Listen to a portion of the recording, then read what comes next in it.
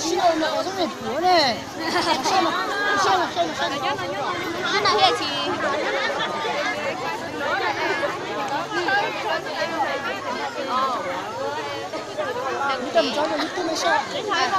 Mở màn chương trình sơ tiết mục múa do bên đội văn nghệ bản Hán Liều Gia Long một biểu diễn. Một lời xin trân trọng quý vị cùng lắng nghe và thưởng thức.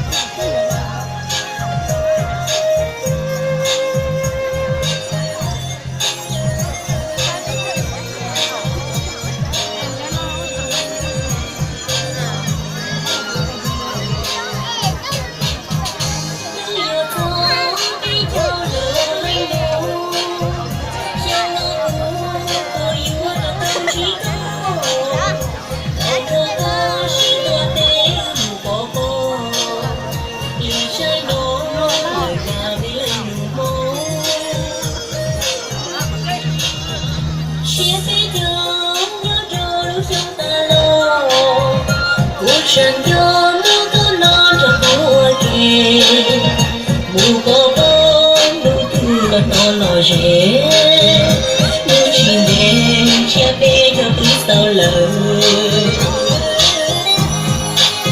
Họ sầu đó nè có mùa vua nó có xem khổ, nó có tôi chua, có bóng cũng có trà đào, ý dòng có rong để có mùa nhưng có lời nói.